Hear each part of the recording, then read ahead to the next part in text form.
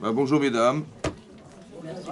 Voilà, on va faire un cours sur la paracha de Vayera et on va traiter un sujet qui nous touche particulièrement, c'est celui de la Hakedat Yitzhak. On va essayer d'expliquer le sacrifice d'Yitzhak.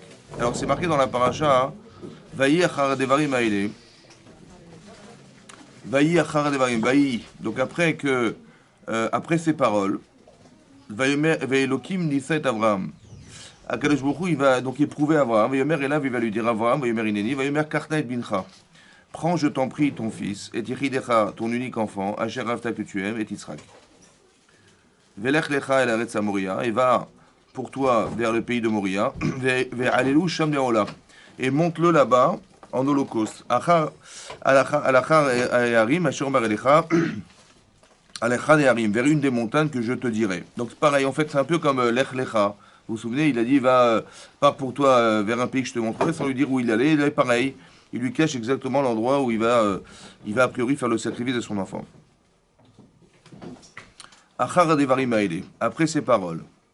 Alors Rachid expliquait après quelles paroles. Après certaines paroles, dont on n'a pas connaissance, Hachem il va éprouver Abraham. Oui, après quelles paroles? Alors Rachid expliquait deux choses. Achar devarim haele, après ces paroles. Alors, c'est marqué Yesh merabotenu omrim. Il y a parmi nos maîtres qui ont dit Achar devara shel Satan. En fait, c'est le Satan. Le Satan qui vient être un accusateur dans le ciel. Shaya Mekatrek Vomer qui va être condamné et qui a dit Mikol Seuda Sheasa Avraham, que tous les festins qu'il a fait Avraham, lo écrivent les fanecha parecha dailechad. En fait, Avraham il a eu un enfant, d'accord. Et on sait qu'Avraham il a fait un mishté gadol, un grand festin. Le jour où il a sevré son fils Yitzhak, il avait 2 ans, il a invité les grands de ce monde. Ce grand festin, c'est pas qu'il a fait un buffet de 200 km, c'est qu'il a invité les grands de ce monde. Ouais, Avimelech, le roi d'Égypte, le roi de Syrie. En fait, qu'est-ce qu'il a voulu faire? En fait, il n'avait pas Internet. Donc, qu'est-ce qu'il a fait? Il a invité les grands de ce monde. Ouais, en disant, voilà, je vais vous montrer un truc incroyable. Il va vous montrer, je vais vous montrer cet enfant, il a 2 ans. Ouais, c'est mon fils. J'ai 102 ans, ma femme 92 ans. Vous avez bien compris que c'est miraculeux. Et par là, il a prouvé que Hachem existait, par ce biais-là. Et donc, les rois qui étaient là, ils ont vu ça, ils vont informer leur pays, chacun va informer son pays. Et donc, c'est comme ça qu'il a diffusé l'idée qu'Hachem existait. Voilà ce qu'il a fait, d'accord? Seulement, on l'accuse, on condamne Abraham, en lui disant, mais bon, c'est sympa ce qu'il a fait. Il a fait de la pub, ça veut dire qu'il a essayé d'informer le monde de façon horizontale, mais verticalement, il n'a pas remercié Hachem. Il n'a pas ni amené un parichal, ni un ilechad. Il n'a ni amené un par, donc ni un bœuf, ni un il, ni un chevreau pour te remercier d'avoir eu cet enfant. D'accord? Donc il n'y a pas eu de reconnaissance verticale vis-à-vis d'Hachem. Et ça lui est reproché. Et donc, qu'est-ce que dit Akadosh Baruch Hu? Il lui dit, Kloum asa el abishvil meno. Il dit non. Il dit, Kloum asa el abishvil, tu crois qu'il a fait seulement pour son enfant? Il a été omerlo zevach otolefanai. Tu verras que si je lui demandais de le sacrifier, toi tu penses que maintenant qu'il a eu cet enfant, il t'a oublié quoi. En gros, c'est ça. Ça va? Et donc c'est la raison pour laquelle il t'a pas remercié verticalement. Il dit, mais tu vas voir, je vais lui demander de le sacrifier, il acceptera.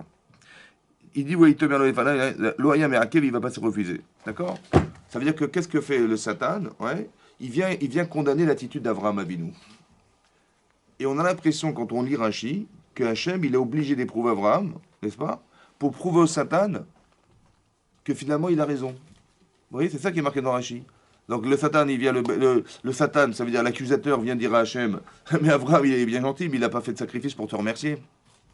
Et donc tu sous-entends que quoi? Que son fils, il a une priorité sur moi, et que c'est la raison pour laquelle il n'a pas amené ce sacrifice. Et ben tu verras, je vais lui demander le sacrifice, il acceptera. Voilà ce que dit Hachem. Alors le problème qu'on a, hein, quand on lit Rashi ici, de comprendre ce que dit Rashi. En fait, j'ai juste pas compris Rashi. Est-ce qu'Hachem, vous pensez sincèrement qu'il a besoin de prouver qu'il a raison? Non. Comment? Surtout par rapport au Satan. Voilà. Libre arbitre, c'est très bien. Voilà. Donc est-ce qu'Hachem il a dit ah non, tu vas regarder, je vais te montrer le film. Je vais lui proposer de sacrifier son fils, il acceptera. Et donc je sais bien que j'avais raison. Est-ce qu'Hachem il a besoin de prouver qu'il a raison, ou bien de dire au Satan, écoute, tu as rien compris, c'est pas grave, on n'a pas besoin d'éprouver Abraham pour ça. D'accord? Mais non. En fait, ce qu'on n'a pas compris, c'est qu'est-ce que c'est que le Satan? C'est quoi le Satan? Hein? On dit le Satan, c'est Yetzirah, c'est Malachamavet, c'est le même ange en fait. C'est celui qui attire vers la faute, celui qui condamne et celui qui exécute. C'est lui. D'accord? Il est où le Satan? Il est où le Yetzer Hara? Dans chacun. Dans chacun d'entre nous. Chacun d'entre nous. D'accord? Ça veut dire qu'il y a quelque chose en nous tous qui nous pousse, qui nous attire, qui nous donne envie, qui utilise ce que nous avons en nous, ouais, qu'elle soit positive ou négative, on peut nous utiliser, même les facteurs positifs qu'on a créés, ils peuvent se retourner contre soi si on ne sait pas les contrôler. Donc ils nous attirent vers quelque chose et après ils nous condamnent. Donc si le Satan est simplement le révélateur d'une défaillance chez Abraham, c'est ça la condamnation, n'est-ce pas? Qu'est-ce qu'il fait le Satan? Il vient dire à Hachem, écoute, regarde, Abraham, il a fait ça, il a fait ça. D'accord? Donc le Satan est un révélateur d'une défaillance. Donc si le Satan est le révélateur de la défaillance d'Abraham, le Satan est le révélateur d'une défaillance d'Abraham Avinu. Donc qui c'est qui parle à Hachem? C'est Abraham. Comme si qu'il lui disait quoi, Hachem, Abraham? Il dit, je t'avoue, j'ai pas amené de corban. Et donc, éprouve-moi pour combler ce manque. Bah oui, ça veut dire que ça se passe quand, à votre avis, ça? Est-ce que c'est conscient chez Abraham Avinu, ça? Est-ce qu'il a envie de sacrifier son fils, lui? Non. Donc, inconsciemment, il se passe quelque chose. Mais ça se passe quand, cette discussion, elle se passe quand, entre le Satan, Hachem, entre Abraham et Hachem? Ça se passe quand, à votre avis? Juste avant qu'il ait poussé. Ça se passe quand? À quel moment de... Ben, je pense que ça se passe quand on dort. Quand vous dormez, qu'est-ce qui se passe? Vous dormez. Vous voyez, votre neshama, votre nefesh, il s'envole, ça va? Et là-bas, hein, et c'est peut-être là-bas, quand vous dormez, que ça se passe. Et là, on se dit, mais en fait, je sais que j'ai fait une erreur. Je le sais au fond de moi-même. Je ne le sais pas consciemment, mais inconsciemment, je le sais. Mais j'ai envie de réparer ce problème.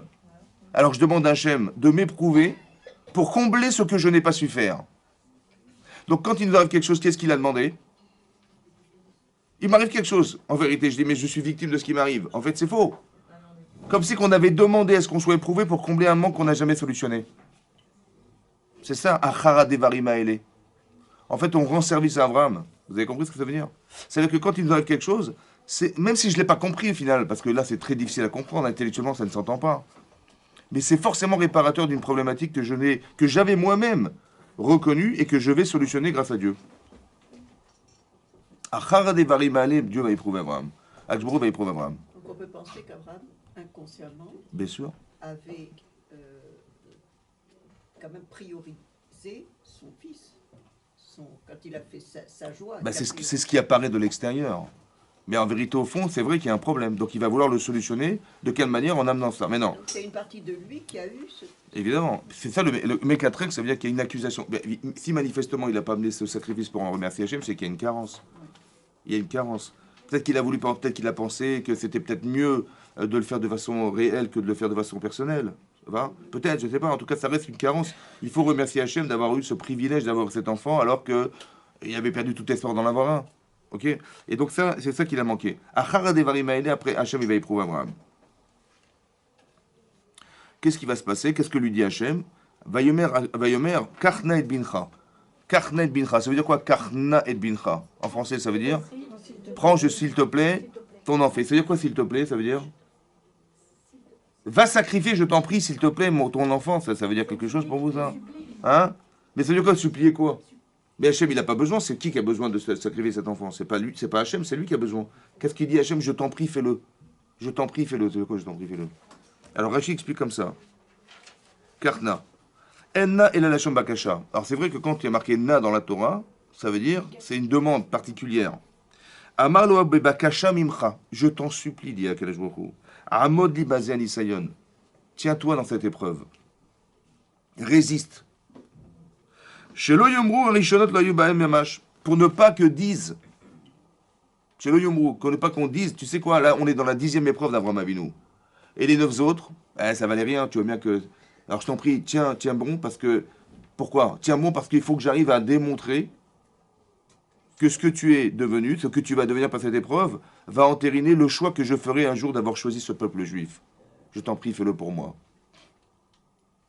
Karna et bincha. Résiste, t'en prie, à cette épreuve, parce que moi, ça me permettra de prouver aux autres que tu vois bien que c'était pas vain tout ce qu'on a fait au départ. Abraham n'a pas fait ça de façon intéressée, parce que là, il y a un intérêt total. Parce que pour arriver à faire ce qu'il va devoir faire, il faut faire les Shem Shamaïm, on est bien d'accord. Alors je t'en prie, fais-le pour moi. Comme si que quoi?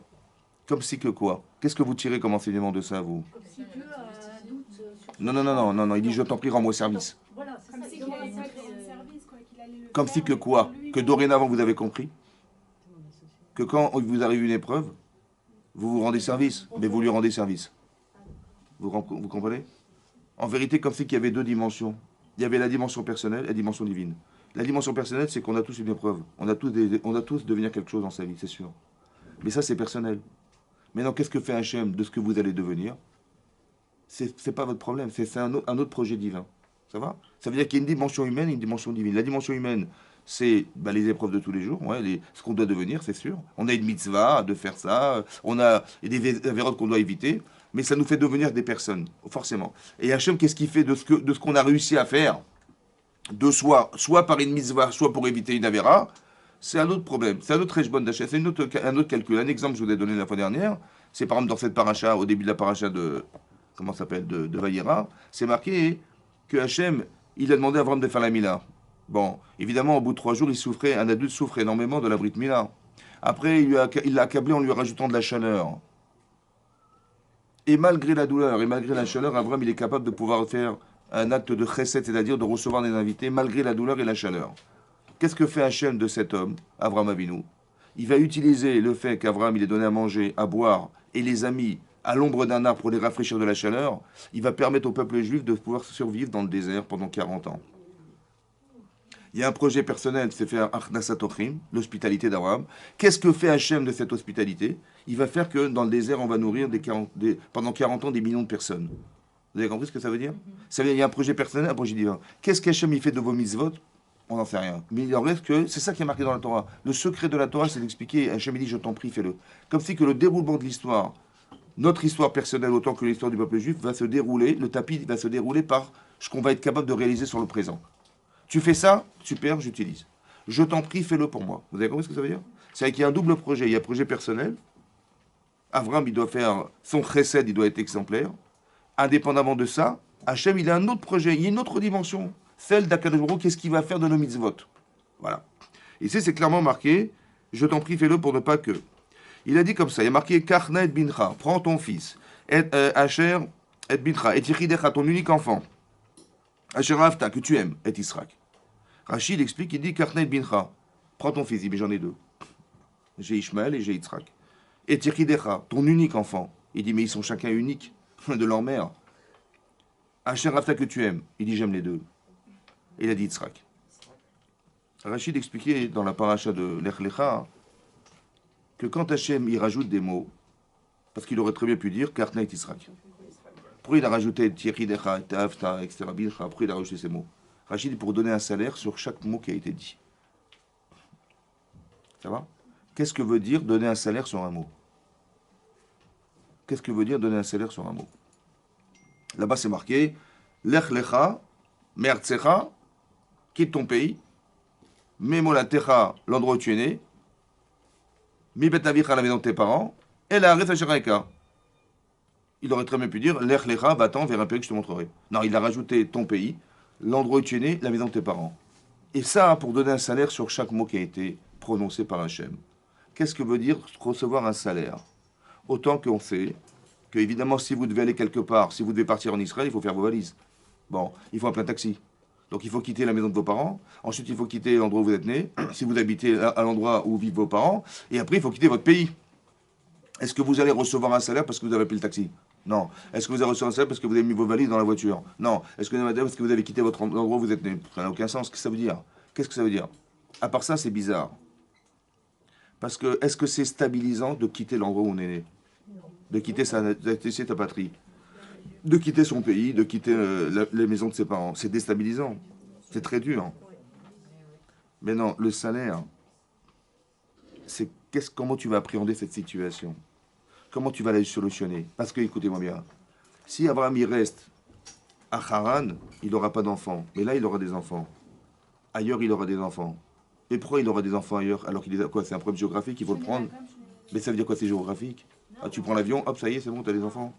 C'est quoi? C'est plus Kadash. Comment? C'est plus Kadash. Oui, mais ça veut dire quoi? C'est comment ça? Là-bas, il y a, et là-bas, il n'y a pas d'enfants, là, il y a des enfants. Là, Parce qu'il a été transformé. hein? C'est transformé. Razak. Ça veut dire que là où tu te trouves, tu stagnes. Mais là-bas, hein, mais comment tu vas... Oui, mais ça veut dire quoi? Ça veut dire que si tu te déplaces, c'est difficile, c'est déstabilisant de sortir de l'endroit où on est. Tu parles français, tu te retrouves ailleurs, tu vas parler l'anglais, l'américain.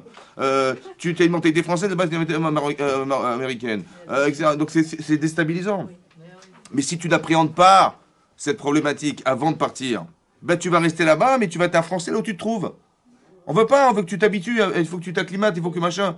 C'est compliqué, c'est ça le salaire. Le salaire, c'est qu'est-ce que tu as dû faire au départ pour arriver à t'établir ailleurs. Vous avez compris? Le salaire, c'est ce que tu deviens. C'est pareil. Le salaire, c'est que, est-ce que tu aimes ton enfant? Bien sûr. Tu aimes machin, évidemment. Mais, comme si Kachem, il voulait dire, est-ce que tu es d'accord que tu dois les aimer moins que ce que tu m'aimes?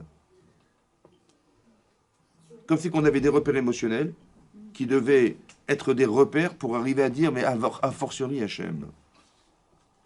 Ou alors, il dit, non, excuse-moi, je suis désolé, je peux pas. Parce que ce que demande Akadosh Baruch Hu entre nous, c'est logique? Hein, c'est logique ou pas? Non. Est-ce qu'on a le droit de tuer les gens? Est-ce que les blés noirs, ils avaient une interdiction de tuer? Très bien. Donc Hachem dit, prends ton fils, amène-le dans l'Holocauste. J'ai pas compris? Tu le prends et tu le sacrifies. Mais j'ai pas compris, mais on peut pas tuer les gens. Bon, à part ça, sacrifice d'enfants. Tiens, spécialement sacrifice d'enfants. Alors qu'Avraham Avinu, il a dissuadé les gens en disant, mais sacrifiez des enfants, mais vous êtes malades. Ça veut dire que, non mais c'est bizarre. Lui, il a été voir, et les gens qui avaient des problèmes, il dit, écoute, Dieu, il n'est pas content, je vais sacrifier ce que j'ai de plus cher, les enfants, comme ça, il va se calmer, bon Dieu, ça va? Je lui fais un cadeau. Mais depuis quand ton enfant, il va subir tes problèmes? Quoi, lui, il meurt parce que tu as des problèmes, ça va? Ça va? Vous avez compris? Et toute sa vie, il s'est battu contre ça.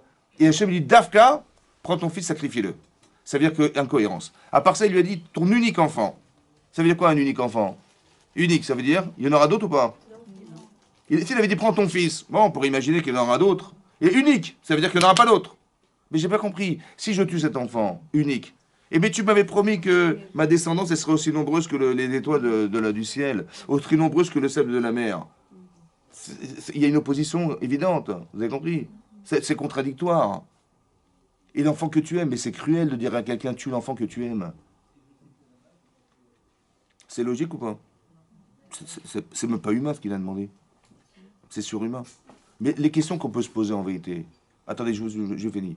La question qu'on se pose, la question que je vous pose, c'est contradictoire, c'est, comment vous dire, c'est inhumain, c'est illogique. Surtout avec ce qu'il est. C'est illogique, bien sûr, c'est illogique. C'est illogique. Oui? Qu'est-ce qu'il veut, Akadosh Baruch Hu, à votre avis? On va contre notre Qu'il sorte C'est de- pas logique. C'est pas logique.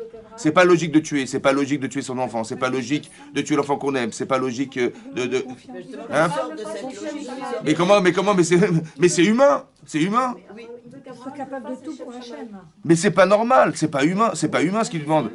Mais quoi justement? Alors il faut nous faire dire, on doit dire faux là. Hein? C'est quoi le message? Ouais, c'est ça. Le faire pour Hachem. Mais c'est pas logique. Encore une fois, si tu veux faire quelque chose pour Hachem, fais-le de façon cohérente. Ok. Mais là, on lui demande un truc qui est complètement incohérent, qui est inintelligible. On va dire comme ça, inintelligible. Qu'est-ce que vous voulez à Kadosh Baruch Hu en lui faisant faire quelque chose d'inintelligible? C'est comme si que, voilà, vous avez compris pourquoi votre mari doit mettre les tefilines? Il y a des mitzvot dans la Torah qui sont inintelligibles. Mais à quoi ça sert? Mais à quoi ça sert de... Fais-moi des trucs intelligents, mais tout à coup, il n'y a plus de cerveau. Vous mettez votre cerveau dans la boîte, là-bas. Mais oui, oui, j'ai compris, mais pourquoi ça doit s'exprimer de façon inintelligible? Ça doit dépasser la logique. Parce que l'Yetzirah, il est très fort. Attendez, je vous explique. Toutes les questions que je vous ai posées, en vérité, ces questions que je vous ai posées, c'est ce qui alimente le Yetzirah. C'est ce qui alimente le Yetzirah. Qu'est-ce qu'il va dire? Attends, tu vas pas tuer ton enfant, tu vas pas tuer l'enfant que tu aimes en plus. Évidemment que le Yetzirah, il va s'acharner pour ne pas que... Qu'est-ce que je vais répondre au Yetzirah dans ce cas-là? Dites-moi ce que je vais... Je ressens ce sentiment d'illogisme, que c'est cruel, ouais, parce que de l'enfant que j'aime, jamais de ma vie, mon seul enfant, mais j'avais... Attends, vous imaginez, Avraham Avinu, il a rêvé toute sa vie d'avoir un enfant, et à 100 ans, il l'a eu. Waouh! C'est-à-dire, sa femme, elle a pris 75 ans pour avoir des enfants, mais c'est une horreur. Vous avez compris? Et après ça, on dit, bah, prends-le, vas-y, sacrifie-le. Pardon, j'ai pas compris. Surtout que lui, en fait, il avait comme ambition de créer le peuple juif avec cet enfant. Justement, Mais c'est-à-dire que l'épreuve, elle est démentielle. Démentielle. Ouais. S'il sort de son référentiel humain, Yetzirah de tout ça. S'il accepte ça, c'est qu'il accepte qu'il y a un autre référentiel et qu'il doit faire le saut et accéder. Chazak ou Baruch Chazak. C'est ça que ça veut dire. Ça veut dire que quoi? Ça veut dire quoi? Attendez, je vous pose la question inversée. Si Hachem il m'a dit, fais-le. Mais moi, j'ai rien compris. Hein. Et je trouve que c'est complètement incohérent. Si je le fais pas, qu'est-ce que je vais dire à mon Yitzhara? Qu'est-ce que je vais lui dire à mon Yitzhara pour... Hein? Tu dis comme ça. Humainement, je vais lui dire quoi? Humainement, tu as raison. Non, franchement, il a raison. Et ça, humainement, il a raison. On tue pas ses enfants. Les enfants qu'on aime a forcerie. On ne tue pas un enfant unique en espérant jamais en avoir d'autres. Humainement, c'est impossible. Ok. Je vais lui dire, oui, Sarah, tu as raison. Humainement, tu as raison. Mais si tu as raison, c'est qu'il a tort. Parce qu'il m'a dit l'inverse. Alors qu'est-ce que je fais? Je dis, écoute, tu as raison. Laisse-moi rentrer dans la logique d'Hachem. Celle de dire quoi? De dire comme ça. Est-ce que sincèrement, vous pensez que vous comprenez Dieu? Dites non, dites non. Non, c'est sûr. Ça veut dire que on ne peut pas. D'accord? Maintenant, est-ce que j'ai le droit de dire j'ai pas compris, je fais pas? Mais de toute façon, tu crois que tu comprends? Ça va, vous avez compris? Tu dis, mais comment tu oses dire ah, j'ai pas compris, hein, ça se contredit dans tous les sens, c'est que c'est pas. Je veux pas le faire parce que c'est pas logique. Mais depuis quand tu penses et tu as l'audace de croire que toi, tu sais ce que c'est Hachem et tu sais ce que ça n'est pas Hachem. Toi, tu as l'audace de dire ça? Non. Donc qu'est-ce que tu vas dire? Tu dis, écoute, j'ai pas compris. Mais s'il m'a demandé, je le ferai quand même. Je veux atteindre. Ça veut dire que je vais accepter de le faire exister au-delà de ma conscience, au-delà de ma compréhension. Parce qu'Hachem, il est largement au-dessus de ce que je conçois. Laisse-moi réaliser quelque chose. C'est ça qu'il demande Hachem. Dépasse. Ça veut dire que vous allez comprendre qu'Avraham Avinu, il va devenir un Mahamin. Ça veut dire que je m'explique. Avraham Avinu, c'est un intellectuel. Avraham Avinu, c'est un philosophe. Avraham Avinu, c'est quelqu'un de cohérent. On n'a pas reçu la Torah encore. Donc il va expliquer aux gens de façon cohérente, humainement, voilà, je vous fais plaisir, je vous invite à manger chez moi, etc. Il leur apprend des notions qui sont logiques. Avraham, il dit, stop, on va arrêter là. Il faut que tu arrives à être Mahamin, c'est-à-dire au-delà de la conception. Même Ur-Kasdim, quand un Nimrod, il dit, écoute, c'est simple, ou tu fais Avodazara, ou je te jette dans la fournaise ardente, tu vas mourir. Qu'est-ce qu'il accepte de faire Abraham? Il est prêt à mourir. C'est marqué où dans la Torah, ça? Où c'est marqué dans la Torah? Ben, qu'il a accepté, il préférait mourir que de faire Avodazara. Où c'est marqué? C'est pas marqué. Il y a marqué Ur-Kasdim, et Rachid là-bas, il amène le Midrash, hein? Que c'était, voilà le dilemme qu'a proposé Nimrod. Mais pourquoi c'est pas marqué dans la Torah? Voilà, c'est magnifique ce qu'il a fait. Mais la Rakedat Israël, tu l'as marqué, ben marque-moi qu'Abraham, il a été prêt à sacrifier sa vie pour ne pas faire Avodazara. Marque-le dans la Torah. Pourquoi c'est pas marqué? Parce que c'était pas encore une avéra, là. Mais bien sûr que c'était une avéra. Bien sûr que c'était une avéra. Mais la Torah, elle avait ça. Non, mais les Bnei Noirs, ils ont le droit de faire Avodazara? Non. Donc c'était une avéra, c'est sûr que c'est une avéra. Vous savez pourquoi c'est pas marqué? Parce qu'il est mort. Parce qu'intellectuellement, ça ne se fait pas. Il y a des gens qui peuvent mourir pour leurs idées. Alors la Torah, elle ne parle pas de ce que tu conçois intellectuellement, elle parle de la Emouna. Alors on leur va marquer en remède. Parce que la Torah, ce qu'elle vous dit, ce qui est écrit dans la Torah, ce sont jamais des choses que tu pourrais concevoir tout seul. Soit tu l'aurais jamais su, donc je t'écris. Par exemple, j'aurais jamais su que manger des écrevisses c'est interdit, j'aurais jamais cru, pourquoi, c'est marqué, tu le fais. Ou alors, tu vas te tromper. Tu risques de te tromper. Alors que la Torah l'écrit pour éviter des erreurs. Comme ça, c'est marqué dans la Gemara. Il y a marqué un passage comme ça, un passage comme ça. Ah, s'il y avait marqué ça, tu aurais cru ça. Et il y a marqué là-bas, tu aurais cru autre chose. Alors on a marqué les deux pour que tu comprennes. Ça va? Mais en vérité, c'est soit un problème de compréhension de sa vie, c'est marqué dans la Torah, ou de la Mitzvah, soit c'est quelque chose que tu n'aurais jamais su de ta vie, c'est marqué dans la Torah. Mais tout ce que tu peux conceptualiser intellectuellement, ça t'engage, Minatora. C'est pour ça que tout n'est pas marqué. Parce que tu comprends qu'il y a des choses qui t'engagent, qui sont logiques, et elles sont logiques, ça t'engage Minatora. Ça va? Donc c'est clairement marqué là. Maintenant, Hachem, il aurait voulu qu'Avram il devienne Mahamin. C'est quoi la Emunat Hachem? C'est d'arriver à accepter tout ce qui est à contrario de ce que j'aurais jamais voulu faire. Quand ça va dans le sens de ce que j'aime, dit Hachem, il m'a dit respecte tes parents, bah oui c'est logique, je le fais. Ou ne mange pas des, je sais pas moi, quand tu manges des dattes, vérifie qu'il n'y a pas de verre. Bah, de toute façon, moi j'aurais jamais mangé des verres, donc je vérifie tout le temps de façon systématique. Quand ça va dans le sens de ce qu'on veut, ça va, c'est facile. Mais quand c'est contre tes intérêts personnels, alors tu vas suivre ou tu vas pas suivre? C'est là le problème. Vous avez compris? Maintenant, on est dans l'extrême limite de soi. C'est-à-dire qu'Abraham, il a un projet extraordinaire qu'il veut réaliser, et on lui dit, tu mets un frein à tous tes projets, pour moi. Est-ce que tu vas accepter ou pas? Mais non, c'est marqué dans le texte qu'il lui a dit tu vas voyager. Combien de jours il a voyagé? Combien de jours? 3 jours. Pourquoi 3 jours? Pour dire, c'est, tu vois, il n'a pas fait un coup de tête. Voilà, il a fait ça, tout de suite, il a sacrifié son fils. Non, il a eu 3 jours. Il a bien cogité le truc. Hein. Il aurait largement eu le temps de dire non. Il l'accepte quand même. Donc Abraham, il va solutionner son problème. C'est quoi le problème? C'est qu'il n'a pas amené de sacrifice pour remercier Hachem, il va porter son fils. Ça va? Vous avez compris la logique ou pas? Il n'a pas amené un agneau ou un chevreau, il va amener son enfant. Parce que c'est sur lui qu'il devait remercier. Écoutez-moi bien, écoutez-moi bien. Il devait amener un chevreau, il n'a pas apporté. Combien ça coûte un chevreau? Combien? Dites un prix. 50 euros? 60? 100 euros? Un chevreau, ça coûte combien? Je sais pas moi, ça coûte 150 euros. On va dire 150 euros. Combien ça coûte un enfant? Ça n'a pas de prix. Khazak. Donc Hachem il dit, ah, tu n'as pas besoin de 150 euros? C'est vrai? C'est pas très. C'est pas logique. Comment ça marche?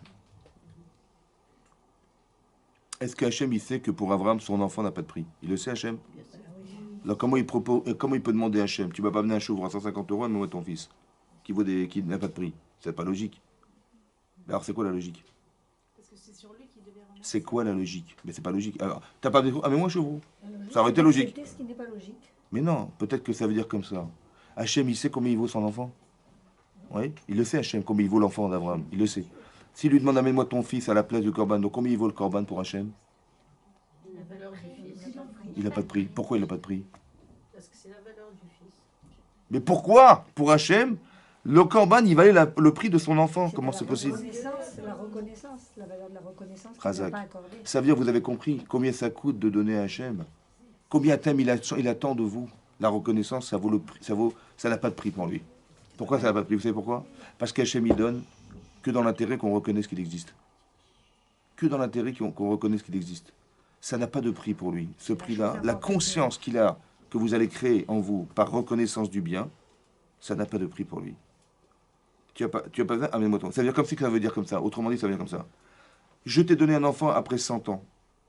Si tu n'as pas compris que c'était pour créer un lien entre nous, alors je te le retire. Ah non, bah non, ah oui. Vous avez compris ce que ça veut dire? Chas v'shalom, ça veut dire quoi? Ça veut dire que je vais te faire peur pour que tu aies conscience de ce que je t'ai donné. Moi, je me pose une question. C'est Et que là, le lien, il va se créer. Vous avez compris? Et je ne vais pas te demander seulement ça, je vais te demander de le faire de façon à ce que ça soit une vraie conscience profonde. Vous avez compris ce que fait Faire Hachem? sa propre transformation. Maintenant, il ne faut pas se tromper. Attendez, je vous explique un truc. Parce que là, vous allez dire, mais c'est une folie, quoi. C'est-à-dire, il faut comprendre ici comme ça. Avraham Avinu, c'est la base du peuple juif. Il a formé. Ça veut dire que là, c'est le petit pépin là, de la pomme. Bon, s'il n'est pas parfait, l'arbre, il va mal pousser, je vous rassure. Hein. Donc, ce qui est marqué dans Torah, ça nous concerne indirectement. Nous, on est les fruits de l'arbre. Nous, on est déjà les fruits d'arbre qui est déjà de 3000 ans. Ça va? Mais quelque part, ça veut dire que la base, elle doit être parfaite.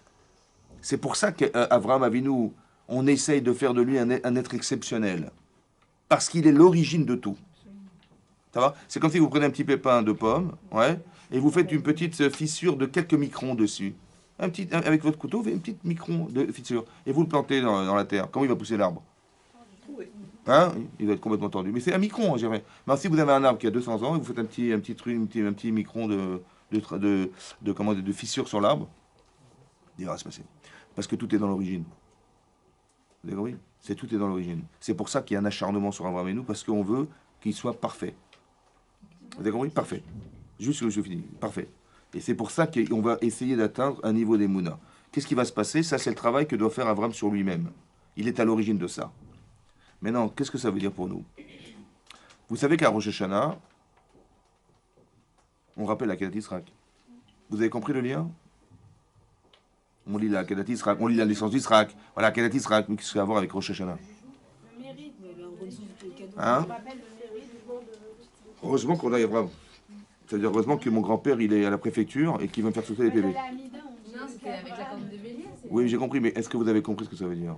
Tu dis, j'ai eu des PV, bon, j'ai fait des erreurs, hein, mais heureusement, Abraham, il est là, grâce à Dieu. Je vais dire à Hachem, écoute, il a fait la Kéna, je t'en prie. Mon grand-père, il est rabbin. Alors, tu vas me faire, bah oui, tu vas me sauver. Je vais dire à mon grand-père, mais j'ai compris, mais c'est pas quel rapport avec toi. Qu'est-ce que ça veut dire de rappeler le mérite d'Abraham? Ben, qu'on doit faire comme Quoi, c'est piston? Non, Plus ou moins. c'est que je Ben, dois- ben non, c'est pas Emet. Hachem, il est Emet. Tu dis, ah, mais mon grand-père, Avinu Malkinu, j'en prie, voilà, j'avais mon grand-père Abraham Saviakov, je t'en prie, respecte-moi quand même. Je pas compris, mais si tu fais des bêtises, parce que ton grand-père il était super intelligent, Il et y a c'était un qu'un grand sadique. message, seront à l'égalité de ceux d'Abraham. Ça veut dire que ça veut C'est dire. un modèle et je dois faire. Comme lui. Il a tracé un chemin, donc je dois pas prendre son chemin, mais arriver au même, au même résultat. Le résultat, non, on ne peut pas espérer. Non, le résultat, c'est pas possible. Le résultat, vous ne pourrez jamais arriver au résultat. Par contre, vous avez une tendance. Oui. La tendance, c'est celle d'Abraham Avinu. Donc, quand j'implore Hachem avec Abraham, qu'est-ce que ça veut dire? Par exemple, ici, il va faire un truc de fou, Abraham Avinu. Oui. Alors, je vais vous poser une autre question. Voilà. On arrive à Rosh Hashanah, on arrive à Kippour. On arrive à Kippour, on dit Hachem, écoute, pardonne-moi. Voilà, j'ai raté l'examen. Hein, j'ai eu 5 sur 20. Mais bon, je t'en prie, voilà, je fais tchouva. Voilà, j'ai pas travaillé, c'est vrai. Je me suis baladé dans la rue tous les soirs. J'ai fait la bringue, j'ai pas révisé, je me foutais du prof. Je lui ai envoyé des craies. Des craies sur la tête, etc. Mais bon, j'ai compris, ça va, j'ai compris, je fais tchouva. Tu me laisses passer en année supérieure? Mais attends, j'ai pas compris, t'as raté l'année, mon vieux. Bah, tu redoubles ou pas? Mais nous, on rate l'année, on dit non, pardonne-moi. Biscout, vraiment, ça vient. Hein? Mais ça veut dire quoi, donne-moi une chance? Si t'arrêtes. Attendez, je vous explique. L'enjeu, c'est quoi? C'est on fait des mises pour aller au Lamaba. Oui, mais Si j'ai réussi, je dis pas, Hachem me dit, ah, on va recommencer. T'as réussi, mais on va recommencer. Pardon? on dit bien qu'on peut faire tes chouvins jusqu'à la veille de sa mort. J'ai compris, mais comment c'est concevable?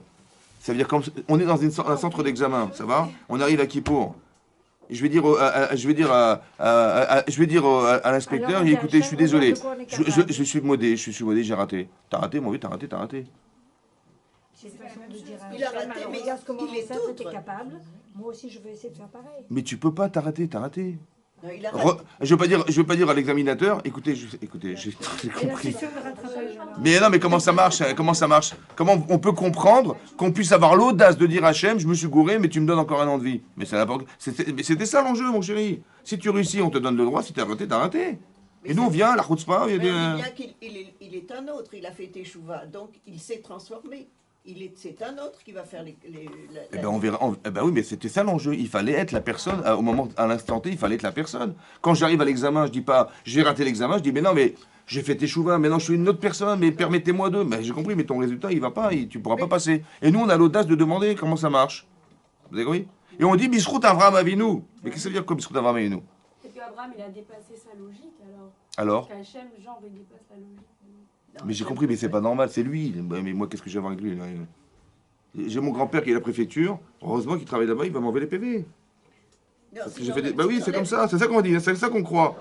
Il y a Gilou Rachamech al Midotera parce que. Alors le Rav Dessler, il explique comme ça. Je vous explique comment il explique, le Rav Dessler.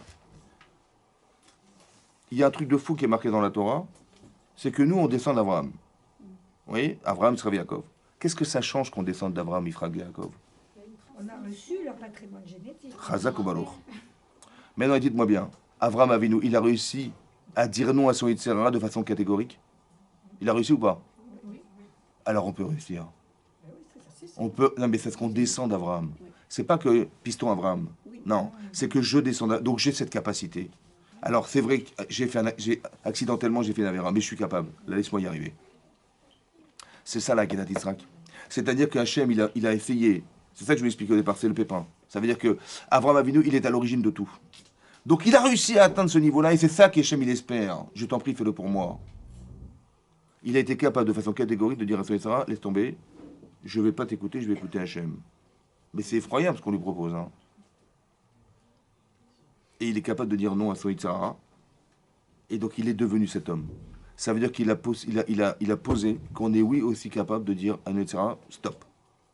Il y a un chemin tracé. Donc on peut... Stop. Et donc je suis capable. Mais, j'ai raté. Alors je dis à Hachem, écoute, je fais tchouva. Laisse-moi l'occasion de devenir cet homme. Laisse-moi l'occasion de devenir cette personne qu'Avram il a créée, qui est d'être capable de dire, de ne jamais regretter ce que j'ai fait en mitzvah, et d'être capable de dire non. Si on me propose de faire une avéra, je dirai non. Je veux être entier dans ce que je vais faire avec toi. Laisse-moi l'occasion d'y arriver. Parce que je descends d'Abraham Avinu. C'est ça le zéro des avot. Vous portez en vous la rachmanout, vous portez en vous des midot, mais ça vient des avot.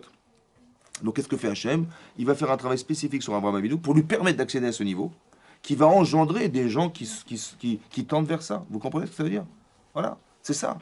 C'est ça la Kedat Yitzhak. Il fallait absolument que Abraham il soit éprouvé dans ce sens-là pour arriver à guérir cette personne et faire que Abraham il va être capable de dire, d'aller dépasser son intellect, sa volonté d'aimer son enfant au détriment de l'amour qu'il a d'Hachem. C'est ça que ça va engendrer. Ça veut dire qu'on porte en nous un amour démentiel d'Akadosh Baruch Hu potentiel. au-delà de toute forme d'amour qu'on peut avoir autour de soi.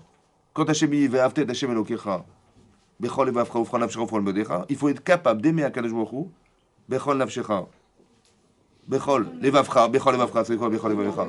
Hein? De tout? De tout? Tes cœurs. C'est quoi tes cœurs? Yetzirah, C'est-à-dire comment vous allez aimer Hachem avec les Yitzhara? Comment je vais faire? eh ben, je vais dire que c'est pour mon bien. Les Yitzhara! Je vais le combattre. Bah, c'est notre logique, donc On on l'écoute va pas. l'écouter, puis Mais ça, hein. On va l'aimer Hachem avec les Yitzhara qu'on va combattre. Ouais, c'est possible. Autant qu'on peut dire comme ça. En vérité, est-ce que le mal existe? Non. Donc c'est quoi les Ouais, Yitzhara? c'est du bien, donc en fait, c'est comme si que c'était le Yetzirah. Non, c'est quoi les Yitzhara? Ara. Yitzhara. Le mal existe ou pas? L'étranger. Non. Mais Ara, ça veut dire comme ça. Comprendre. Par exemple. Étranger, la loi d'Hachem. Est-ce qu'on a le droit de jalouser les gens? Jalouser, c'est moutard ou pas? Ça dépend comment tu l'utilises. Est-ce que tu es jalouse parce que tu veux t'approprier les biens des autres, ou tu es jalouse comme Rachel a dit, je suis jalouse de ma sœur parce que si je n'ai pas d'enfant qu'elle en a, c'est qu'elle est sûrement plus tzadékette que moi, je jalouse ma sœur, j'aurais tellement aimé être comme elle. La jalousie positive, ça veut dire que il n'y a pas, c'est en fait le Yitzhara, hein, c'est d'utiliser de façon négative des midotes qu'on aurait pu utiliser de façon positive. Le mal n'existe pas, c'est l'usage qu'on en fait qui est grave. Alors je vais l'utiliser pour le bien. Par exemple, le Yitzhara va me donner la pêche. Ça va? Mais je peux l'utiliser pour le mal. Est-ce que l'envie, c'est nécessaire dans la vie? C'est obligatoire. Obligatoire. Mais ça dépend de l'orientation que tu lui donnes. Vous avez compris? T'as envie pour toi ou t'as envie pour Hachem? Vous avez compris? Mais le désir, il est fondamental. Mais comment tu l'utilises? Mais donc je peux utiliser le Yitzhara d'Afka, je l'utilise sa force. Pour moi, pas contre moi. Mais c'est une logique, ça. Vous avez compris? Je pense qu'il y a une logique qu'on a appris des femmes. Parce que, regardez la différence entre Aesav et Yaakov. Tous les frères, ils s'entretuent dans la Torah. Vous avez vu ou pas? Vous avez remarqué ou pas? Ben, qu'il avait, je sais pas moi, Yitzhak avec Ishmaël, Mais déjà, le premier Yaakov. crime, c'est de... L'humanité, mais c'est deux frangins. D'accord? Donc il y a preuve fratricide. Mais les femmes, l'autre elle prie pour sa sœur, l'autre elle lui donne son mari, l'autre elle. C'est un truc de fou quoi. Hein? C'est ça, hein? On voit qu'il y a, il y a une association entre les femmes qui est exceptionnelle. Ça va? Ça veut dire, mais pourquoi tu jalouserais ton frère? Pourquoi tu veux le tuer? Pourquoi machin? Mais ça, on peut s'arranger comme ça. Une femme, elle va apporter à l'homme quelque chose qui va lui apprendre à utiliser son Yetzirah et Tova. Vous avez compris ça? C'est ça les femmes en fait. Et donc c'est ça qu'on apprend. C'est ça que marqué dans le Zohar, que Yaakov il a eu deux femmes. La femme du Olamazé, qui était Rachel, et la femme du Olamaba, qui était Léa. Ah ouais, comme ça c'est marqué, ça reste entre nous. Hein, la femme du monde futur, c'est qu'il y a une femme qui va amener à l'homme à pouvoir atteindre une spiritualité qu'il ne pourra jamais atteindre autrement que par elle. Vous avez compris? Parce qu'il y a marqué dans le Zohar, il est Léa, voici Léa. Elle est complètement transparente cette femme. Où est-ce qu'elle a enterré Léa? Où c'est marqué? Nulle part. Il y a même Marat à Marpella. La grotte double. Un double, c'est des couples. Mais sinon, c'est même pas. Elle est transparente cette femme, on la voit pas passer. Pourquoi? Parce que c'est la Torah. C'est de la transparence. Elle a remercié Hachem. Qui? Léa. Léa, que quoi? Non, où est-ce qu'elle est enterrée? C'est marqué nulle part dans la Torah. Où est-ce qu'elle est enterrée? Marqué Rachel, on l'a enterrée à côté de Beersheba. Mais Rachel, Léa, on n'en parle même pas. On ne dit pas qu'il y a les couples qui sont tous... C'est une allusion. Ah, c'est une allusion. Il n'est pas marqué l'enterrement. Il y a marqué, il m'a dit voilà, il est enterré mais où? On ne sait pas. Juste qu'on le sait par allusion parce que Marat a Marpella, la couple, les couples dans la tombe. Mais donc on sait qu'elle était déjà enterrée avant son mari là-bas. Mais sinon, on n'en sait rien. Elle est transparente, cette femme. Ça veut dire qu'il y a quelque chose... Transparent, ça veut dire quoi? Il y a l'aspect physiologique et l'aspect spirituel. Elle va atteindre la neshama de son mari, ce qui ne se voit pas. Elle va lui faire atteindre quelque chose qui est fondamental chez lui. Elle a cette capacité psychologique, on va dire, d'amener son mari à atteindre quelque chose. Vous avez compris? C'est elle qui va lui permettre de faire ça. Ça va? Voilà. Mais Excuse-moi, qu'est-ce qui nous le montre, ça? comment? Le Zohar, c'est marqué dans le Zohar. Pour ça, quand vous rentrez chez vous, votre mari, qu'est-ce qu'il vous dit? Bon Zohar, madame. Je lui répète. Voilà, j'ai arrêté. Voilà. Maintenant, voilà, c'est ce qui se passe. Donc, ça veut dire qu'ici, qu'est-ce qu'on apprend ici? On apprend ouais, que le travail qui a dû être fait par Yaakov Avraham Avinu pour atteindre ce qu'il a dû atteindre. Vous avez compris? L'affection. Il y a quelque chose de très fort. Parce que j'ai pas fini de vous dire. C'est marqué Va'avtet Hashem Elokecha. Tu dois aimer Hashem de tout ton cœur, de tous tes cœurs, de toute ton âme. C'est à quoi toute ton âme? Bechol Nafshecha. Si Chaz Vesham, on pouvait nous dire ou tu fais Avodazara ou je te tue, il vaut mieux mourir. Ou tu tues cette personne juive ou je te tue, il vaut mieux mourir, etc. etc. C'est-à-dire que tu dois donner ta vie pour Hachem, c'est énorme. Ouais. Ou bechol, offrol meodecha, de tous tes moyens. Ouais. Est-ce que vous allez choisir entre Sephora et faire d'Azaka? Qu'est-ce que vous choisirez? Moi, je... Ça dépend des enfants. C'est ça, c'est pas évident. C'est très très dur, c'est très dur. C'est Mais ça. dites-moi, vous avez des actions chez Sephora? Oui, ça reste entre nous, je vous expliquerai plus tard. Mais vous avez compris, il faut faire de tous tes moyens, c'est extraordinaire. Mais non, vous connaissez Hachem? Vous l'avez invité Shabbat? Non? Il Comment- est toujours là. même si- Mais comment je peux aimer quelqu'un que je ne connais pas? C'est très difficile ça, d'aimer Hachem de tout son cœur, de prédonner sa vie pour quelqu'un qu'on n'a jamais vu. Ah, comment on fait? Ah, mais est-ce que vous avez conscience de ça, franchement, entre nous, la tyrannie? Oui, quand on a un enfant, Alors peut-être que l'idée c'est comme ça. Il faut apprendre à aimer. Vous allez aimer votre mari, vous allez aimer vos enfants, vous allez aimer vos parents, vous allez aimer vos voisins, vous allez aimer les rendre service, vous allez aimer.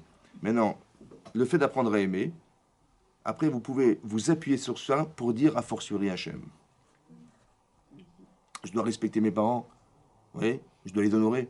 Pourquoi? Bah, mon papa, il est comme ça, mais Hachem alors?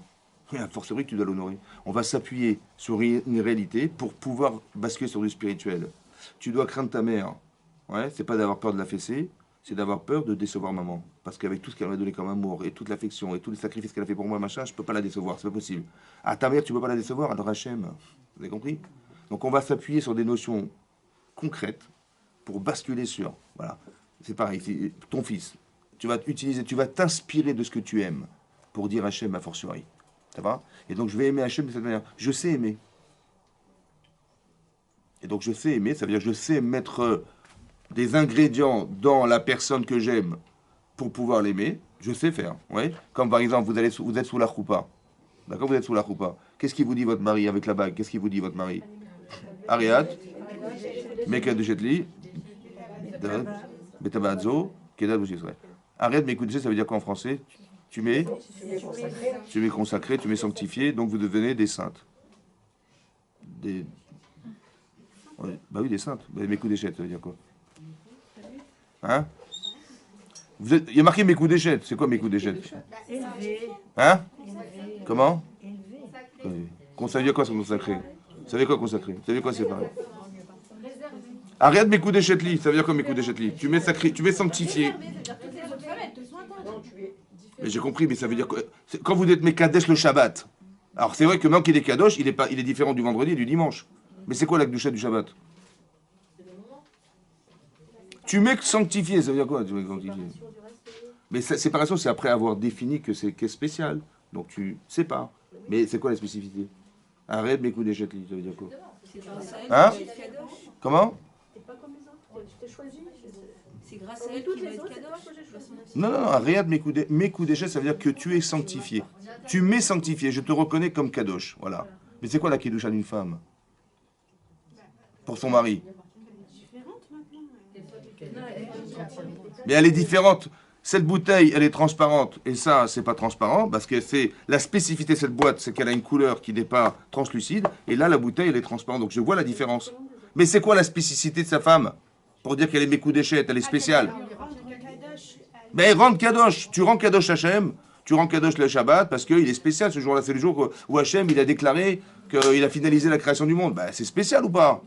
C'est ça la Kedusha du Shabbat, on est d'accord? C'est pas la Dafina.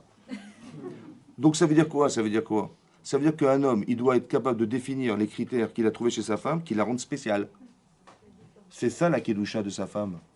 Un homme, il est différent quand il... Ariat Mekou Deshetli, ça veut dire j'ai trouvé des paramètres chez toi, j'ai trouvé nulle part ailleurs.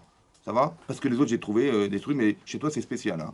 Ta spécificité a fait que je t'ai choisi. Maintenant que tu es spécial, tu es différent des autres. Donc je me sépare des autres et je me consacre à toi. Mais la Kedusha d'une femme, c'est les caractéristiques qu'il a déterminées chez elle qui fait qu'il l'a choisi.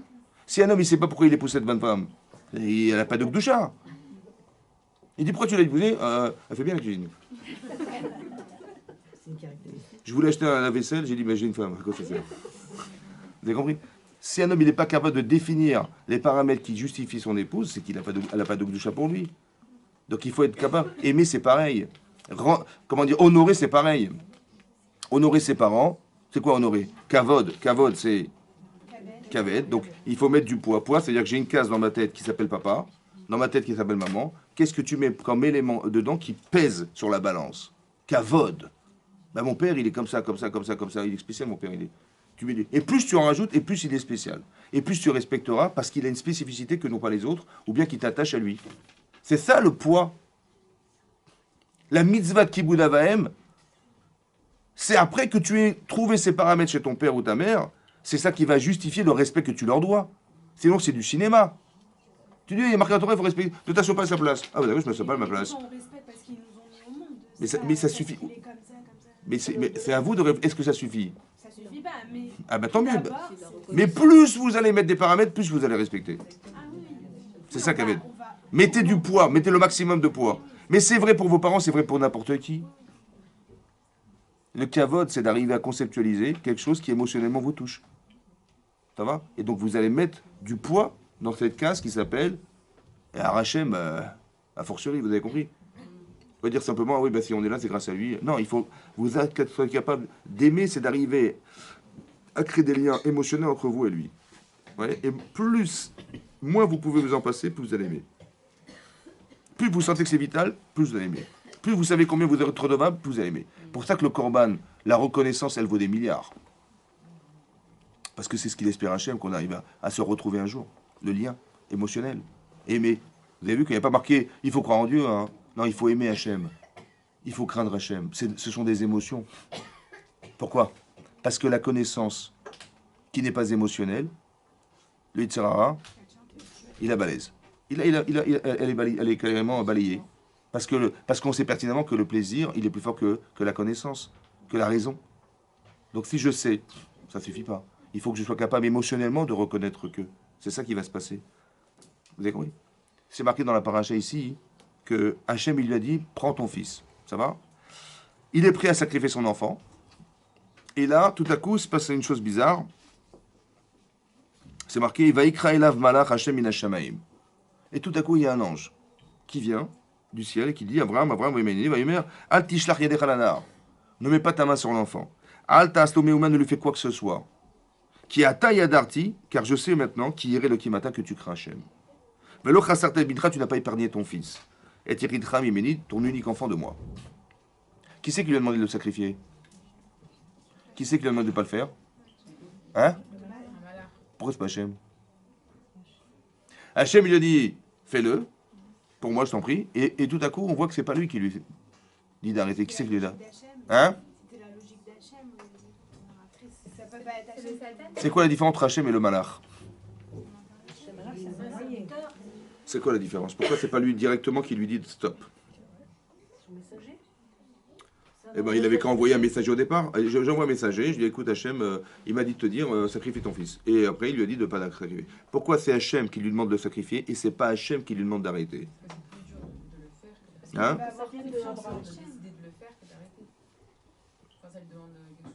C'est plus dur de le faire que d'arrêter. J'ai compris, mais pourquoi c'est pas Hachem lui dit qui dit stop? Il veut que ça vienne d'Abraham, peut-être. C'est marqué dans la Gemara, hein.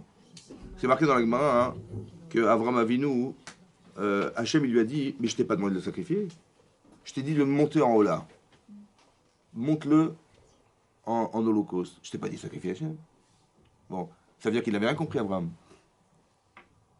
D'après ça. Ah bah non, c'est différent. Hein. Il a dit prends-le en haut là, ça veut dire sacrifier-le, c'est ça. Il dit non, mais je t'ai pas dit ça, je t'ai dit monte-le, c'est tout ce qu'il dit. Donc il s'était trompé Abraham Avinu, oui? Bah, je sais pas, comment vous comprenez? Il voulait le sacrifier, quoi qu'il arrive. Mais peu importe. Et Hachem dit, mais je t'ai pas dit de le sacrifier, je t'ai dit de monter en haut là. De le mettre sur le bois, c'est tout ce que je t'ai dit. Voilà ce qui est marqué dans le texte. Dans le Midrash. C'est marqué dans le Tanit. Mais qu'est-ce que ça veut dire? Qu'est-ce que ça veut dire quoi? Donc il s'était trompé depuis le départ. Hachem lui a dit, mais non, mais c'est pas ça que je t'ai dit. Il aurait dû dire depuis le départ. Ouais. C'est bizarre, qu'est-ce que ça veut dire? Et à part ça, c'est bizarre qu'Hachem, il soit pas intervenu pour lui dire stop. C'est l'ange qui lui dit. Et qu'est-ce qu'il lui dit l'ange? Il lui dit, ne mets pas ta main sur l'enfant, ne lui fais quoi que ce soit. C'est redondant. C'est-à-dire, si tu mets pas la main, évidemment, tu feras rien. Après, il a dit, ne lui fais pas ta main, ne lui fais quoi que ce soit. Abraham, il aurait pu croire qu'il aurait pu faire un petit défaut. C'est pas qu'il aurait pu croire, c'est qu'il a proposé. Regardez ce qu'il y a marqué dans Rashi. Et il a cru que c'était une mitzvah, un commandement d'Hachem. Alors justement, regardez, je vous lis Rashi. Je vous lis Rashi. Il a marqué Al tishlach lishrot amarlo imken lechinam batilekan. Il a dit comme ça. L'ange a dit ne mets pas ta main sur l'enfant. Il dit je suis venu pour rien. Qu'est-ce que vous auriez dit, vous? Bah, je lui fais au moins un petit J'aurais dit ouf. Tu m'as fait peur. Non, mais c'était une blague. Moi, j'aurais dit c'était une blague, heureusement. Mais Abraham, juste Ah ben non, Abraham, il dit pas ça, il dit non, mais laissez-moi faire quelque chose. Quoi, je suis venu pour rien ici. La réaction, elle est bizarre, oui, non? Il dit, et c'est pour Khabala.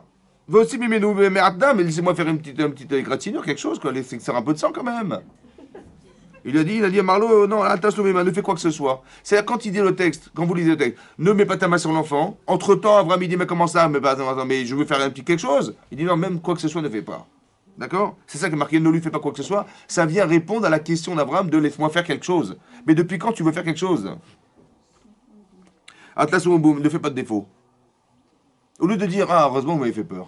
Franchement, j'ai eu peur. Non, Abraham, il veut absolument faire ça. Il a dit, je suis venu pour rien. C'est quoi pour rien? C'est quoi pour rien? Qu'est-ce qu'il a gagné, Abraham? Pour dire que dorénavant, c'est pour rien qu'il l'a fait. Et il fallait faire quelque chose. Qu'est-ce que veut dire faire? Qu'il démontrait qu'il avait C'est qu'il était pas passer faire dans le du matériel. sacrifice. Attendez, déjà, vous avez raison. Qu'est-ce que veut dire d'abord Chinam?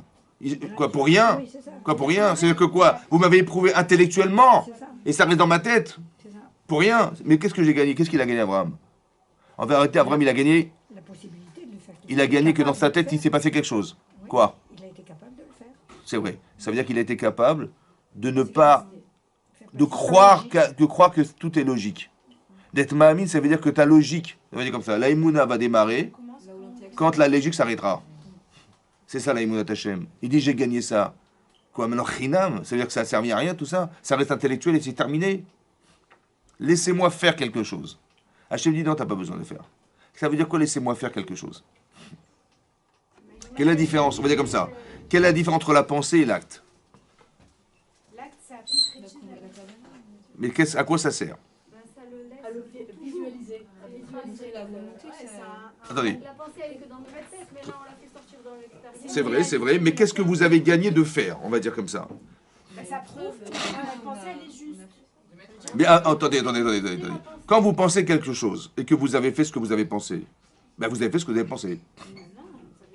Ben vous avez fait. Tu dis, je vais partir en Israël. Bon, j'ai acheté un billet d'avion. Ben vous avez fait ce que vous avez pensé. À quoi ça sert de faire si tu l'as déjà pensé? Qu'est-ce qui est plus compliqué en vérité, de faire ou de penser? Hein? C'est vrai. Mais si j'ai pas pensé, est-ce que je peux faire? Non. Le plus compliqué, c'est d'accepter de faire. Parce que quand vous avez accepté, c'est facile de faire. Mais il faut l'accepter. Donc, l'essentiel, c'est quoi? C'est dans la pensée ou dans l'acte? A priori, la pensée. On dit mitzvot srichot kavana. Ça veut dire quoi? Il faut avoir une kavana dans les mitzvot. Il ne faut pas singer les mitzvot. La kavana, c'est l'essentiel. L'intériorité que vous avez et qui est l'expression de ce que vous pensez est essentielle. Parce que ce que vous allez faire, vous allez voir quelqu'un, il va faire de la tzedaka. Vous prenez la photo. Et voilà un type, il fait de la tzedaka. Ils ont fait 2 mitzvot. Chazak ou Baruch. Non, l'autre, il a fait parce qu'il voulait se débarrasser du pauvre. Il sentait mauvais. Il dit, tiens, prends tes 100 euros et dégage. Mais ils ont fait vous avez la même photo. Vous avez le type, il prend 100 euros de sa poche, il donne. Là, il donne parce qu'il a compris qu'il avait besoin de ses 100 euros. Il dit, non, attends, je ne veux plus te voir. On a acheté 100 euros, je ne veux plus te voir. La kavana. C'est elle qui donne l'orientation à l'acte. L'essentiel, c'est kavana. Maintenant, écoutez-moi bien. Est-ce que vous êtes capable de sauter en parachute? Mais est-ce que vous êtes capable de vous voir sauter en parachute? Hein, vous êtes capable? Voilà, vous voyez. Attendez, même ça, vous n'êtes pas capable. Non, parfois on rêve qu'on le fait. Mais très bien, c'est bien. Donc vous montez, vous suivez l'escalier qui vous mène à l'avion. Ouais. On vous a mis une combinaison, on vous a mis un parachute sur le dos. Et hop, on arrive à 3500 mètres d'altitude. Le monsieur, il ouvre la porte et il vous dit sautez. Et là, vous sautez et vous volez. C'est facile ou pas? Ben non, mais attendez, c'est facile. Mais ça, de penser, c'est facile. Par contre, de le faire, c'est compliqué. Hein. Pourquoi? C'est quoi la différence entre arriver à réaliser sa pensée? Pourquoi c'est dur de sauter en parachute alors que c'est facile d'y penser? Parce que quand on pense, on n'a pas envie. Donc après de le faire, ça nous donne pas envie. Mais vous n'avez pas envie, mais vous pouvez penser ce que vous n'avez pas envie. Ça vous dérange pas, ça? Mais oui, mais on s'imagine pas le faire. Mais si, je vous permets d'imaginer. Je vous le permets, allez-y. Imaginez-vous que vous sautez en parachute. C'est facile de penser de sauter en parachute. Mais pourquoi c'est compliqué de le faire? Parce que les émotions, Parce que votre corps, il veut pas. C'est pas votre tête qui veut pas. Ah bah, c'est notre tête qui nous freine quand même. Bah, L'angoisse. Non, c'est pas votre tête. L'angoisse, la peur. La preuve. Vous allez sauter une fois. Vous allez faire sur vous. non, Bon. on saute La pas. deuxième fois, la troisième fois, la centième fois. À la fin, vous allez dire, mais quand est-ce qu'on remonte on va sauter en parachute? Non, mais déjà, la première Attendez, fois, attendez, écoutez-moi bien. C'est pas un problème intellectuel, c'est corporel. Écoutez-moi bien. Vous allez sauter une fois, 2 fois, 3 fois, 10 fois, 100 fois. À un moment donné, vous allez dire, mais c'est superbe. On est comme des oiseaux. Et là, votre cerveau, il vous dit, mais quand est-ce que tu remontes? Donc vous voyez bien que c'est pas intellectuel. C'est votre corps qui refuse. Vous allez, en faisant un acte, vous n'allez pas changer votre cerveau. Vous allez réussir à adapter votre corps à ce que vous pensez. Il a dit, Birchina Batilekan, pour rien, laisse-moi faire quelque chose. Laisse-moi entériner en moi. C'est-à-dire, mon corps, c'est lui qui m'empêche. Tu vas pas tuer ton fils. Maneshama, elle dit, mais pas de problème, fonce, Hachem, il t'a dit. Maneshama, il dit, mais Hachem, il t'a dit. Maneshama, il dit, mais vas-y. Mais Hachem, ton fils et Hachem, tu vas pas faire photo, il n'y a pas de photo. Je suis pas caméraman, mais il n'y a pas photo. Mais si Hachem me dit, je ne dois pas lui désobéir. Votre Neshama dit, mais vas-y. Mais mon corps, il dit non. Le Yetzer Hara, il n'est pas dans la Neshama, il est dans votre corps, le Yetzer Hara. C'est votre corps qui dit, mais attends, toute l'affection que je lui ai donnée, mais comment je peux... c'est un problème corporel. C'est pareil. Donc il dit, Hachem, il dit, mais stop, arrête-toi là. Je dis, mais attendez, mais laissez-moi finir. Laissez-moi faire que mon corps, il accepte ce que j'aurais refusé. Laissez-moi faire quelque chose. C'est mon corps qui va agir, c'est mon corps que je vais convaincre, c'est mon corps que je vais rassurer. Il veut prouver à qui quand il veut toucher le corps? À lui-même, c'est son corps qui l'empêche. Quand je vous dis, par exemple, madame, demain matin, on va faire la prière à 5 h du matin, vous venez ou pas? Mais j'y suis déjà, vous m'avez pas dit. Il va suivre, à 5 h du matin, vous vous levez, votre mari, je ne sais pas comment il va supporter, et vous allez venir prier à la synagogue à 5 h du matin en famille minyan. Un jour, si Dieu veut. Si Dieu veut, un jour. Maintenant, si je vous donne 3 000 euros. Là, vous sautez du lit, là, carrément, là. Mais j'ai pas compris, mais comment, quand je vous ai dit, combien coûte la prière? Elle coûte plus que 3 000 euros, quand même. Quand je vous dis la prière, vous m'avez dit, bon, vous êtes une fête des quêtes, je sais, mais il y a des gens qui vont hésiter. Mais vous m'avez dit, bon, oui, pourquoi pas. Mais par contre, 3 000 euros, je fonce. Hein. Mais 3 000 euros, c'est honteux, je ne sais pas. En vérité, parce que mon corps, c'est mon corps qui m'empêche de me lever du lit. Et c'est mon corps qui est motivé parce que je vais travailler 3 000 euros. La solution n'est pas intellectuelle, elle est corporelle. Ça veut dire qu'il faut savoir dire à son corps, se rassurer, c'est rassurer son corps. Vous avez vu que l'expérience faisant, ben vous êtes rassuré. Mais pourquoi? Vous allez répéter vous allez faire de la cuisine pour la première fois, vous avez fait les halotes, c'était une catastrophe. Hein. Mais vous avez fait 1 fois, 2 fois, 3 fois, à la fin, elles sont merveilleuses. Mais vous êtes rassuré de savoir que vous avez des compétences, ça va? Mais il fallait répéter 100 fois ou je sais pas combien de fois pour arriver à s'assurer qu'on est capable. Dans votre tête, vous dites, mais bien sûr qu'on peut, l'autre elle a réussi, moi je peux réussir, ah, c'est logique. Mais en vérité, c'est pas forcément logique corporellement. Alors je vais me rassurer en agissant. Ça, c'est le sens de l'acte. C'est pour ça qu'Abraham, il voulait absolument faire quelque chose. Mais des fois, quand on agit, ça ne nous rassure pas non plus.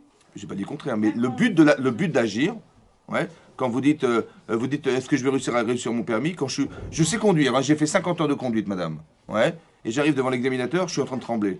Mais pourquoi tu trembles? Tu sais conduire. Tu sais pourquoi? Parce qu'on ne sait jamais. Et peut-être. Mais pourquoi? Vous savez conduire? Parce qu'en vérité, quand je conduis avec le professeur, ça va, mais quand il est sympa. Mais l'autre, il va me juger, il va me dire, ah, on va voir comment tu vas conduire. Et ça me fait peur. Mais en vérité, la peur, elle n'est pas intellectuelle, parce que vous savez conduire. Elle est émotionnellement, c'est votre corps qui a peur. Donc vous dites, mais vous dites, je sais conduire. Je dis à mon corps, il n'y a aucun problème, tu as fait 50 heures, avec 50 heures largement, tu sais conduire. Donc, et même mieux que ça, tu vas me montrer comment tu sais conduire. Tu vas l'éclater le type. Voilà. Et vous avez des forces. Mais en fait, vous parlez à votre corps. Vous parlez pas à votre neshama. Vous parlez à vous-même, vous parlez à votre corps. Ça va? C'est votre corps qui n'est pas rassuré, c'est votre corps qui manque d'assurance, c'est votre corps qui a peur, c'est votre corps qui... Comme si j'avais besoin... Abraham, il dit, laissez-moi faire. Hachem, il a dit, écoute mon chéri, t'as pas besoin. Parce que ce que tu as réalisé intellectuellement, ça suffit. Ça veut dire que la Kabbalah Tamaasim, ce que vous êtes capable d'accepter de faire, c'est fondamental. Abraham, il n'a pas eu besoin d'agir, parce que ce qu'il a réussi à atteindre dans son cerveau, ça a suffi pour un Kadosh Baruch Hu, pour dire, t'as pas besoin de faire. Tes enfants, ils ressembleront à ce que tu as accepté d'être. Un sadique qui accepte Hachem. Nous, on a peut-être besoin de faire des maasim. Abraham, il n'a pas eu besoin. C'est pour ça que l'ange lui dit stop. Maintenant, écoutez bien. Moi, c'est l'ange, j'ai pas Hachem alors. Alors, justement, pourquoi? C'est ça la différence. Parce qu'en vérité, pour Hachem, il fallait le faire. Mais c'est pas possible. Le Rav Dessler, il dit pourquoi c'est pas possible. Pourquoi? Parce que je vous explique. J'ai juste 2 minutes, je vous explique. C'est marqué dans le texte, quand il a vu, Abraham, il a vu sur la montagne, il a vu la colonne de nuée, il a dit à ceux qui l'avaient accompagné, ouais, à Ishmael et à Eliezer, est-ce que vous voyez quelque chose sur la montagne? Il dit, on voit rien. Il dit à ton fils, est-ce que tu vois quelque chose? Il a dit oui, je vois. Il dit bon, vous restez là, vous êtes des Ivoiriens. Non, je rigole, non. Il dit vous restez là. Ouais. Je vous vois Imachamor. Imachamor, c'est quoi Imachamor? La matière, le chomer, parce que vous voyez pas ce qui se passe là-bas, vous êtes dans le chomer, donc restez là. Veni vanar nelechatko. Et moi et l'enfant, nous irons jusque-là. Venishtachave, venashuva alechem. Et nous reviendrons. Comment ça, nous reviendrons? Donc il ne va pas mourir. Donc il savait qu'il reviendrait. Et Rachid, mais c'est un mensonge. Non, c'est parce que dans leur pensée à eux, intellectuels. Non, il a dit nous reviendrons. Mais pas nous reviendrons, il dit je reviendrai. Non, il savait qu'il avait. Rachid dit là-bas, regardez Rachid là-bas, il dit qu'il a été mitnavé. Il a eu de la prophétie. C'est pas sa bouche qui parle. C'est Hachem qui dit nous reviendrons. Mais non, hein. Maintenant écoutez mes mains. Mais comment c'est possible que tu vas tuer ton fils et tu vas revenir à deux? Comment c'est possible? Alors le Rav Dessah dit comme ça. Écoutez-moi bien. Vous savez ce qu'il a compris Abraham Avinu? Il va tuer son fils. Il va mourir. Mais si on revient à deux, c'est qu'il va revivre. Quand est-ce qu'on va revivre? Triatametim. Donc j'aurais solutionné la faute de Adam Arishon. Alors Hachem dit comme ça, le Mashiach, c'est ça le Mashiach. Il va passer par toi, mais il ne pourra pas venir maintenant. Parce que les Goïms, ils ne vont pas comprendre que le Mashiach, il est venu parce qu'Abraham, il a sacrifié son fils. Comme c'est dit Rav Dessler. Alors c'est pour ça que l'ange, il est venu lui dire stop. C'est l'ange qui vient lui dire, c'est pas Hachem. Parce que pour Hachem, tu aurais pu, mais tu pourras pas, tu vas le réaliser à travers toi, mais ça passera pas à ce moment-là. C'est pour ça qu'il envoie un ange. La réalité du monde, c'est l'ange qui va dire à Abraham, c'est pas le moment de faire, ne le touche pas. Hachem, il pense que c'est oui nécessaire, ouais, mais en vérité, ça sera nécessaire un jour. C'est pour ça qu'il a pris tout ce que tu voulais faire à ton fils, fais-le avec le korban. Mais on va récupérer la corne du korban pour faire le chauffard. On va récupérer les tendons pour faire l'arpe de David Ameller. Ça va, etc., etc. Donc, tout ce que tu fais va te servir. Mais ce n'est pas le moment de dévoiler la fin des temps. Parce que c'était la fin des temps. Avraham Avinu, il a solutionné la problématique d'Adam Arishon. Parce qu'Adam Arishon, il l'a fait dans son intérêt personnel. Et lui, il a donné toute sa vie pour Akadosh Baruch Hu. Vous avez compris? Tous ses intérêts, il a donné pour Hachem. Il a réparé profondément la problématique qu'avait Adam Arishon d'avoir fait pour soi, au détriment de Avraham qui a fait pour Hachem. Il dit donc c'était fini, il avait tout solutionné. Vous avez compris? C'est ça. C'est peut-être même ça qu'il avait compris au départ, Avraham Avinu. C'est pour ça qu'il est parti Bessimcha. C'est un autre sujet. Chazak ou Baruch. Chazak ou Baruch.